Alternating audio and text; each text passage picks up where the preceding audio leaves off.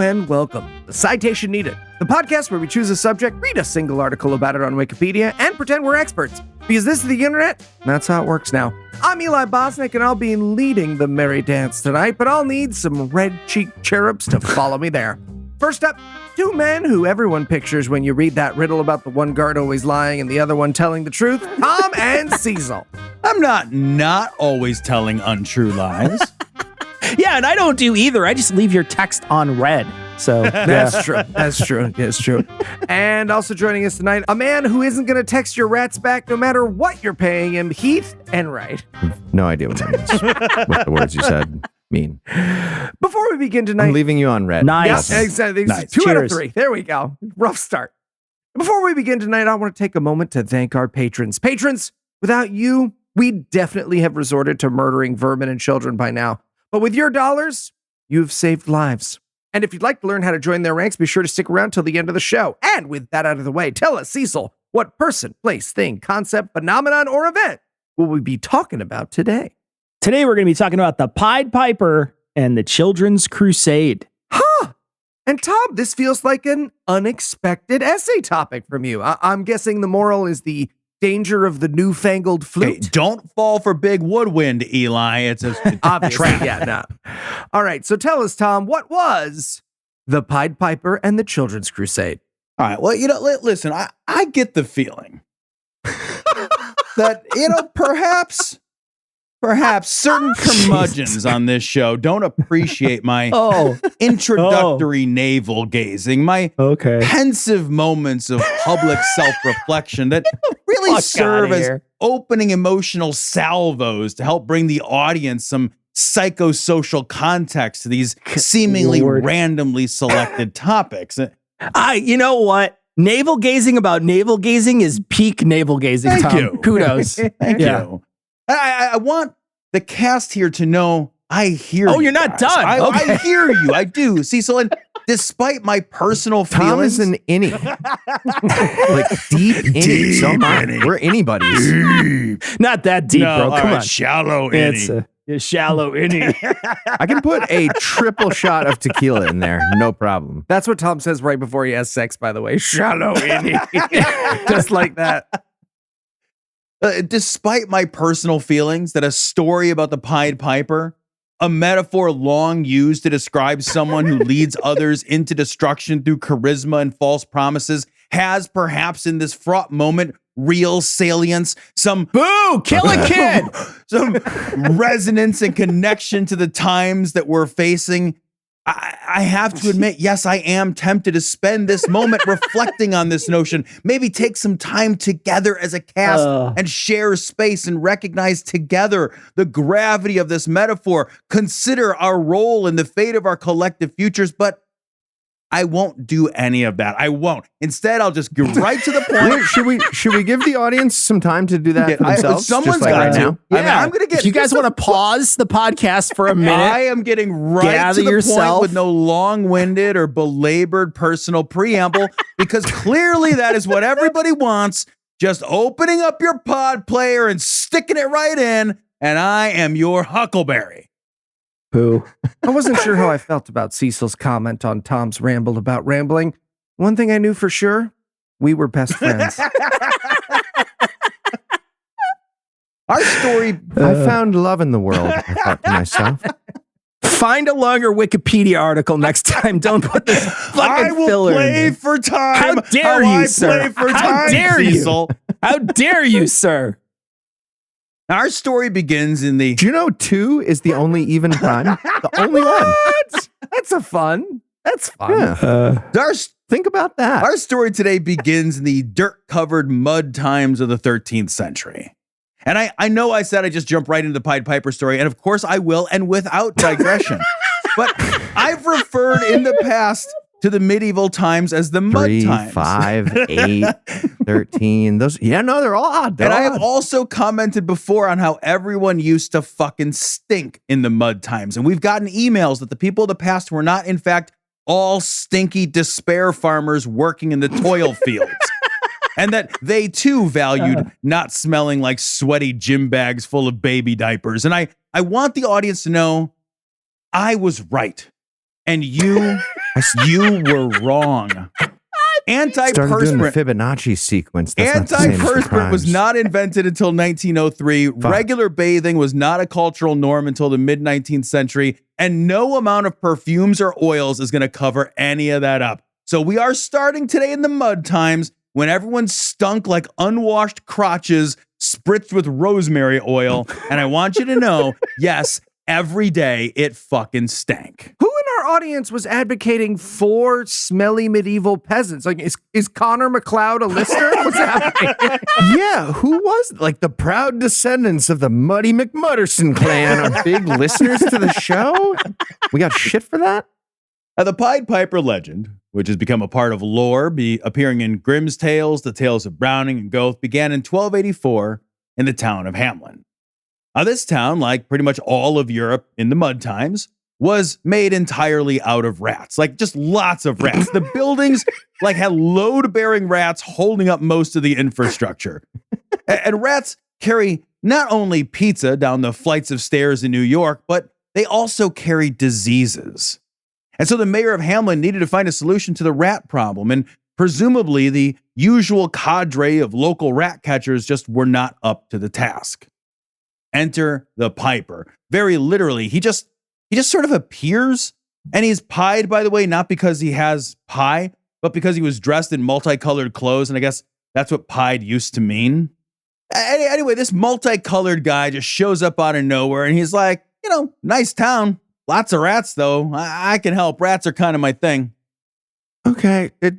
Now it feels like you're going to fuck the rats, man. 100% feels really like he's feels gonna like a rat fucker scenario. You just showed up and said that.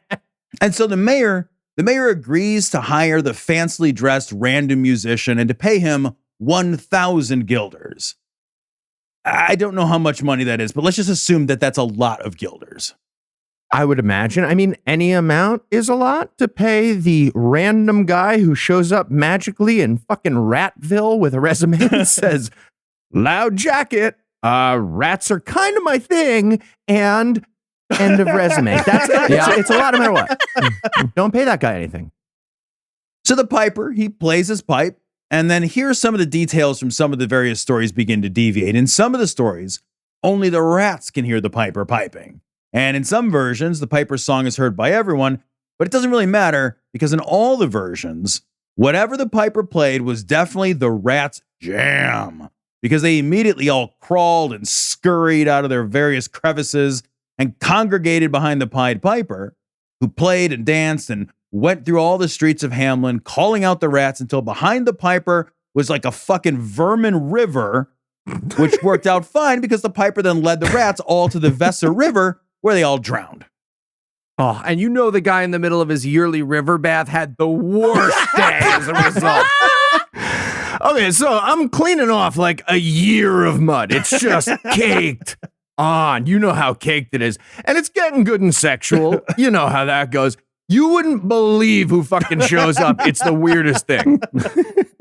Now, the drowning rats thing, it makes no sense. Like, did the Piper walk into the river? If the rats were following him, why would they just then waltz past him into the river? He juked, Tom. Okay. He was playing and he juked. It's a sidestep. And also, very importantly, rats can swim. They swim really, really well, actually. They can hold their breath for about 3 minutes, and they can swim more than a half a mile in a single stretch, which is half the swim of an Ironman. So unless the Pied Piper was piping and swimming, and they were also at just a really wide part of the river, the rats wouldn't all just jump into the river and fucking die for some reason. But they did. And all versions of the story seem to agree on this, even though that is really very stupid. Okay, so the rats all swim out right fucking next to me in the wide part of the river where I'm doing my sexual mud cake thing. Ruined my whole day. I don't know. Maybe he played Dido's I Want to Thank You, because that does it for me. If there's ever a handgun when that starts playing at the grocery store, four-man show. Four-man show so fast. So the Pied... Just me? So the Pied Piper, flush with his success at having played all the rats into the river, went back to the mayor for his guilders. But the mayor... Eric Adams had already paid his brother that money, so it was A wash, if you will. The mayor probably figured that now that the town was permanently rat-free, he was himself free to renege on the deal. And for good measure, he even suggested that, maybe the Pied Piper actually brought all those rats to Hamlin in the first place as like a ploy to grift the town out of a bunch of their hard-earned guilders. Now, the Piper was now not just pied, but pissed. He told the mayor he had a year to come up with the bank, or there would be hell to pay. Wow. I know children's fairy tales aren't known for their realism, but why would you piss off a guy who just demonstrated magic powers? Like, right away, you're like, hey, fuck you. Fuck you, man with powers over life and death. Those rats are crisis actors. Okay. I knows two things about you. One, you dressed fancy. Two, you have the ability to make things die. Fuck you. That's like Alex Jones knowing that the people of Newtown are actual wizards for the entire time he was doing all that shit. He may have accused them of being I actual think he wizards did, at this actually. point, Heath. You got to be careful. So a year later to the day, Were they? on St. John and Paul's Day, the Pied Piper popped back around looking for his guilders. But there were no guilders to be had. The Piper was not to be denied, however, and this time, dressed in hunter's green, a detail that appears over and over but doesn't seem to matter, starts again playing. They make a big deal out of it. Starts again to play his pipe. Now this time, a new kind of vermin gathered behind the Piper, and the town's children, all 130 of them, began to follow the Piper at his tune while all the adults were in church. In church without their kids, I guess, who were just godless and unsupervised in the streets. Man, I feel like you could have at least tamed the rats. You know what I mean? Like, why get rid of those? The Piper led the kids out of town and up to a cave, and none of the kids were ever seen again. And the only way anyone knows what happened is that supposedly there were 3 kids left behind. One kid who had a bum leg, couldn't follow along behind the Piper. Another kid was deaf, immune to the Piper's siren song. And the third kid was blind and couldn't follow either. So the remaining kids told the adults what had happened. What? No, they didn't. None of those kids actually saw anything. They're lying. It doesn't make any sense at all. So yeah, obviously nobody really knows for sure what happened. Some versions of the story say that the Piper led the kids to a, quote, beautiful land, while other versions suggest some place called Koppenberg Mountain and others to Transylvania. In other versions, he led the kids into the rat graveyard that is the Weser River, and in other versions, the villagers quite literally paid the Piper and got the kids back. Least believable one out of all the ones you mentioned. Yeah, by the way. sure. That's the least believable one. No one really knows because, movable type wouldn't exist for almost 200 more years, and almost no one was literate anyway. And all of history at this point was just a really involved game of telephone. But there is a street in Hamlin called, and it's in German, it's 1,000 letters long. Do it. Bungelanenstrasse. That's wrong. That's not even close. No, you missed like the whole middle part. That's fucking nonsense. So on this street in Hamlin, Bunko Land or whatever, it is believed to be the last place where the kids were seen. And to this day, there is no music or dancing allowed on that street. What? Okay, just circling back, I think I agree with Cecil about the, raising the money. That was like an awkward town meeting because some of those like libertarian parents that were missing their kids, but they were still like, okay, but tax hike? That's theft. There's got to be a corporate solution. Maybe one of us starts a company called Kids Back. And then... So you might rightly wonder, how do we know this story? Someone made it up. And the answer, Eli, is there was a stained glass window. Nice. That's proof. Yeah, probably. Also, maybe not at all. We don't even Actually, have that. because we don't have... What are you, Donald Trump giving a speech about Iran? Do you have a concept of a plan? I have concepts of a Piper. Like that explains all the rats, though. Because we don't have the window. What we have are written accounts from the 14th and the 17th century that suggest that there was a window that told this story. And someone read those accounts and they did remake the window based on the accounts. The window is Come widely on. believed to have been created as a way to remember the event of 1284 and the disappearance of all those kids. And I should note that there are no contemporary accounts except maybe there might have been a window. That's it. Oh, also, all the details about the rats only appeared in accounts of the story beginning in 1559. Okay, so a really bad parenting thing clearly happened. And then somebody in this town was like, all right, guys, we need to lie like super hard on a window or else we're going to look. It's actually worse than that. Someone read about someone else making a window and he was like, all right, what do we want to lock in on our windows? Jesus is Lord, obviously. Yeah. Jesus Someone Lord. else killed all those kids Yeah, let's 300 write it years down. ago. That was definitely someone else. All right, so maybe it didn't happen then. Maybe no such event It didn't. actually occurred. Except Correct. that there are other non-window-based reasons to believe that something like this might have happened. There is A magic rat pan fruit? I don't think there are, Tom. I know no and isn't really the rule of comedy. I'm going to stand my ground here. well, but you haven't heard about the chorus book then from the 14th century.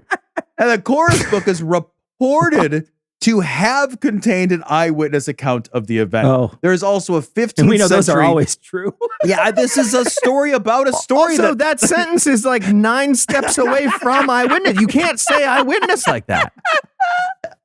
There is also a 15th century manuscript, which gives, I love this one, which gives an account of the same incident. It was written in 1370 by a monk who swears that he read a report about this in an even older book. Ah. And so what he did is he wrote about how he read about it. Sure. So Did anybody write about how he swore to them that he wrote about I reading feel like about this is the super writing of the compelling. window of the I window? feel like this is super compelling. Interesting. The story also appears in an inscription on a super crazy old house in an unpronounceable German town. It appears again inscribed into another just fantastically old house. It's also inscribed onto the town gates and just like a bunch of other pretty much Germany is lousy with people etching this story just into their houses and shit. Okay, like, look, I know we're being hasty, but guys, 4 people told the same story about Jesus 60 to 80 years after his death. So this has to be real, everybody. Yeah. Has to be. All right. Well, while we keep our heads on a swivel for German people talking about how Jews got taken away by 6 million rats in the 40s, we're going to explain the concept of multiple people lying to Tom. And while we do, we'll take a quick break for a little apropos of nothing.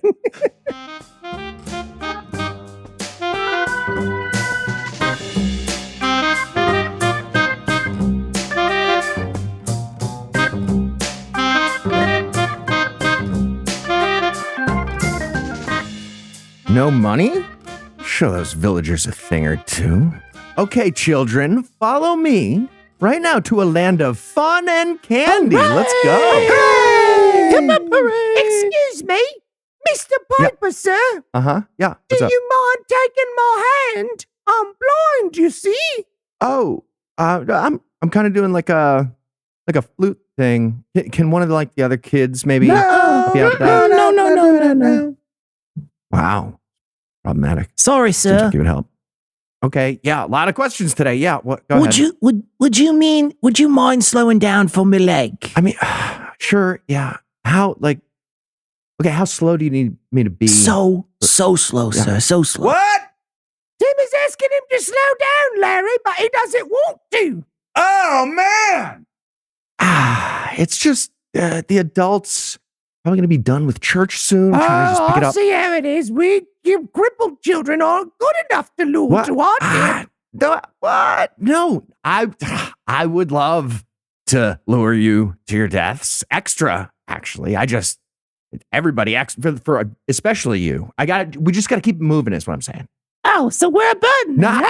Nobody said burden. You said burden just now. I would happily kill all children everywhere equal. Equality is not equity, sir. What? Okay. You know what? I'm going to come get you guys on the next trip. Huh? Just for you 3. Huh? Special trip. Well, no, now you separate us out. Exactly. We want an integrated murder experience. Okay. Right. Okay. What about this? Why don't you guys stay here and tell the adults what happened? You guys are going to be like, my Warners. Super important job. Warners. And also, here's $30. How about that? $30. Right? Yeah. 10 for each of you. Okay. So we're good. Just keep the window chill. Okay. Yeah, man, real chill. Great. Come on, kids. What? He gave me and Larry $20. Nice.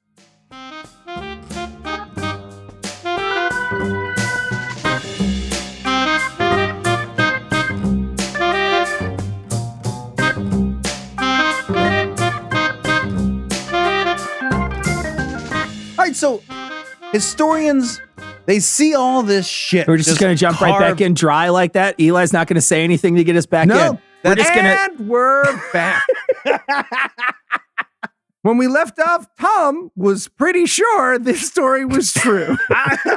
Tell us more, Tom. All right, so historians see all this shit carved into other shit, and they generally conclude that, yeah, probably something happened. And I guess that's kind of how history works. A bunch of stuff kind of aggregates, and people who like reading dusty shit go to conferences and argue about how bad everyone smelled, and then they decide what the truth is. So, assuming that something happened to all these kids, the next question is, well, what? One theory is that there was some kind of natural cause explanation, such as disease or starvation, and that the Pied Piper, they was just really a symbol for death. But if that was true, the disease would have just killed only the kids. Or like all the town parents just simultaneously were like, food's in pretty short supply. Maybe we all agree to stop feeding our kids and maybe scrawl some shit about a piper onto a flagpole and then pretend we're sad. Also, we're eating the kids, right? Everybody agrees. We're going to, oh no, only after they die, but we're going to, right? That's like vegan. Exactly. A bunch of veal.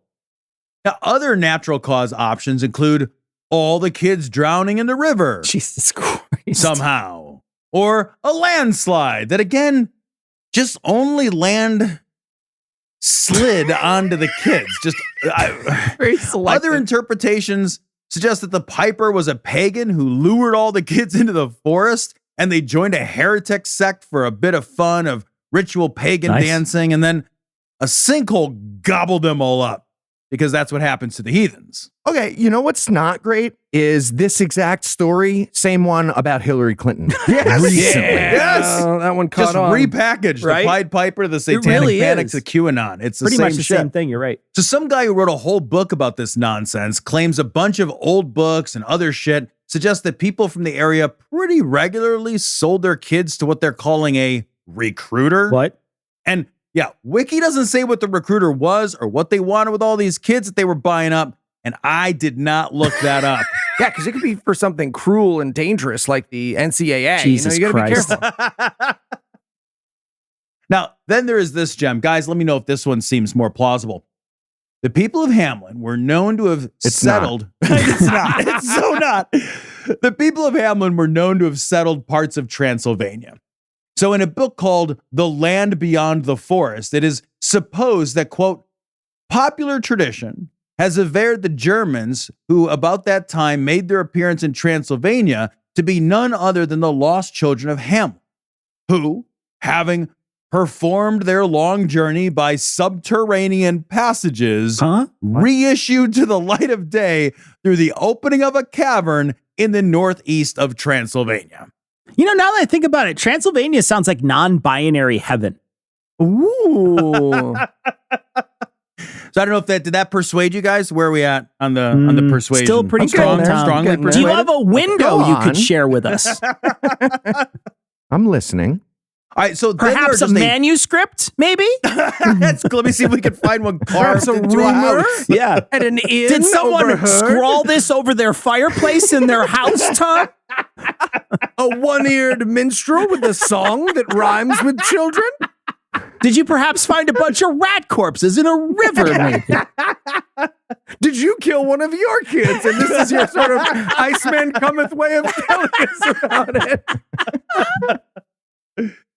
So then there are just a bunch of theories that are boring, but which suggest that the lost children of Hamelin emigrated to various parts of Europe other than only Transylvania through underground caverns, most of which have old names and don't exist anymore. I didn't want to look any of that up. It was boring. Jesus Christ. They offer up various theories and linguistic evidences for this idea, but again, how would all of the town's children emigrate suddenly and simultaneously and without their parents, and then they just set up shop in like Poland or whatever?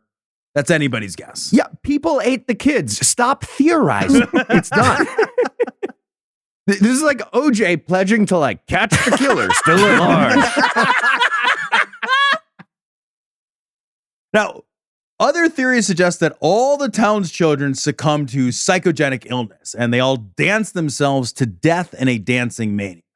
We actually did an episode about dancing manias, but if you missed that one, it's just pretty much TikTok. Go back and listen. There's some evidence that in 1237, there was a mass dancing hysteria event that did occur in which a large group of kids traveled about 12 miles from one town in Germany to another, leaping and dancing about the whole way. Okay, no one is going to believe our kids just dance themselves to death for no reason, okay?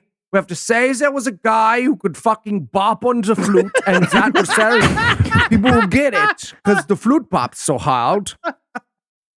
It's like 3 years old, that instrument. He was a Jew. Yes. Definitely a Jew. Definitely a Jew. A jazz flautist Jew, yes. Now, still other theories suggest the children of Hamelin... Good for you. Cheers. Still other theories suggest the children of Hamelin all pieced out to join a new children's crusade. The original having taken place possibly in 1212, which is interesting too, because again, it's really hard to know things, like to really know them from 800 plus years ago before people had indoor plumbing and smelled just terrible. Because we've all heard of the Children's Crusade, and maybe it happened, but actually maybe it didn't. The story of the Children's Crusade is that sometime around 1212, a boy begins preaching. This happens in Germany. 12. Or perhaps France. It could be either one. Anyway, Jesus tells this kid that he needed to go convert a bunch of Muslims, but not by the usual way of killing them, but by preaching to them. The boy gains a huge following because he's able to perform miracles, and religious nuts are really into that kind of thing. I mean, if he can actually perform miracles, I feel like everyone's into it, right, Tom? So, like, you know. Well, listen, anyway, this pint-sized preacher gathers up about 30,000 kids. They all head south toward the Mediterranean Sea, where they're just sure that the sea is going to part for them so they can cross it a la Moses and stroll their way over to Jerusalem. Okay, so a bunch of different towns ate all the kids and eventually like met each other. And they were like, wait, you guys did a big lie about like a hippie Jewish guy with a flute too? No way. That's crazy. Get out of here. Okay, let's get our big story straight. We should all like Let's make coordinate, one right? big window, guys. Who's got a window? Yeah. Now, the sea does not, in fact, part. Huh. Also, even if it did, wouldn't it just be miles and miles of like an endless morass of mud and gross worms and other shit you'd have to slog through that just doesn't even seem helpful? Amazing. Anyway, now there's 30,000 unsupervised kids just staring at the ocean and wondering what's next. And what's next is the kids are loaded onto boats, sent to Tunisia, and sold into slavery. Or maybe they die in shipwrecks. Could go either way. Or maybe something different happens. Maybe instead it was some kid named Nicholas from Germany, and he leads a group of kids across the Alps and into Italy in 1212 before splitting into two groups. And maybe about 2/3 of them die or go home because kids are just fucking quitters and picky eaters, and what do they And expect? small and weak. Yeah. Across the fucking Alps. Anyway, about 7,000 of them survive, and they arrive in Genoa, and they head to the harbor, and they try to like fucking open sesame the ocean, and that doesn't work because, of course, it doesn't work. Oh, we should have made him do a pond or something on the way. I told you guys. Should have made him do a pond.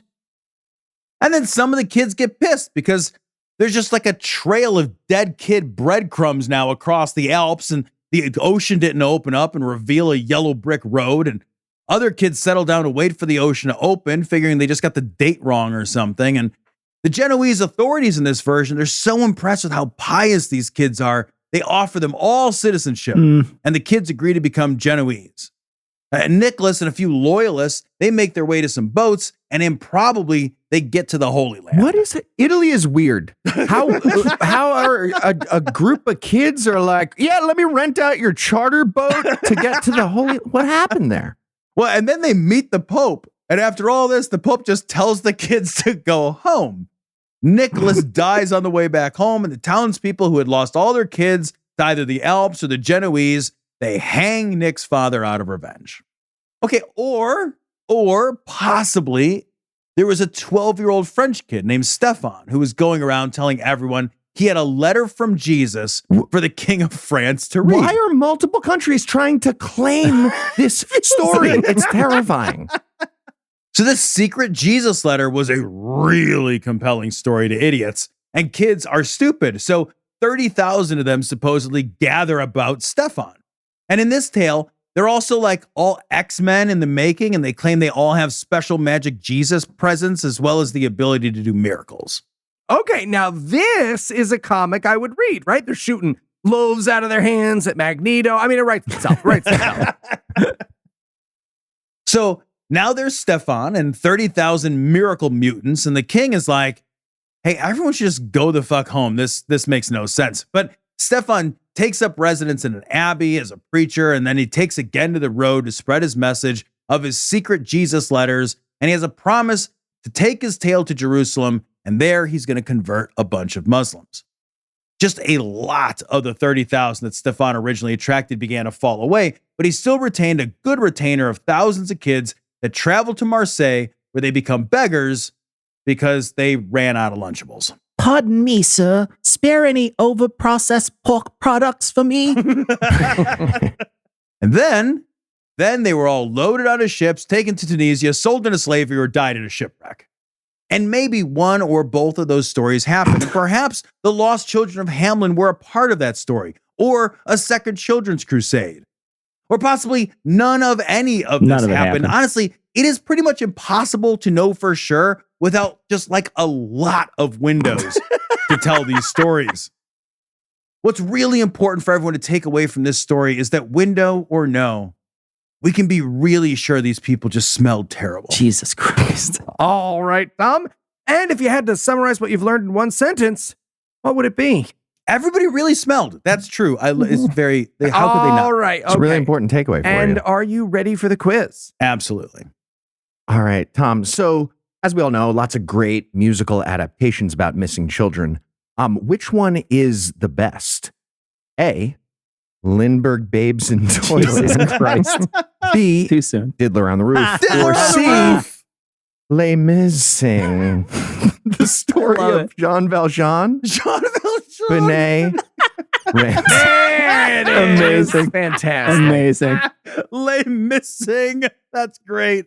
That's great. That's it. That's the answer. Oh, no, I'm sorry. It was actually B, Diddler on the Roof. Oh. Damn it. Failed on the first one. All right. All right. We talked about in-person recruiting of children, Tom. What's the best site to recruit children of royal bloodlines online? A, Magistibe. B, Coronetzi. C, Lord Ship Recruiter. Or D, Inbreed. Inbreed. Indeed it is. Fantastic. Inbreed. All right, Tom. What's the best name for your miracle performing superhero team? Okay. A, the Sideways X-Men. The Scavengers. What's happening right now? Does anyone- Scavengers? Is anyone following Scavenger. this? Yeah. That's Scavengers? Teen Tithans. Okay, that one's solid. Teen Titans Okay. is solid. Nicely Yeah. done. Don't give him. No, that D. one's good. Jew Mutants. That one's not good. Jew Mutant's not good. It's a slur. Team Tithans is pretty good. Thank I will have to grant that you. begrudgingly. All right. Well, that's right. So Heath, you win. I stumped him. I win. Okay. Next week, let's hear from Cecil. All right, well, for Tom, Cecil, Noah, and Heath, I'm Eli Bosnick. Thank you for hanging out with us today. We'll be back next week, and by then, Cecil will be an expert on something else. Between now and then, you can listen to our other podcasts in the places where we put them. And if you'd like to help keep the show going, you can make We have a big window. episode donation, get before the show shenanigans, and bonus episodes over at patreon.com/citation pod, or leave us a 5-star review everywhere you can. And if you'd like to get in touch with us, check out past episodes, connect with us on social media, or check the show notes, be sure to check out citationpod.com.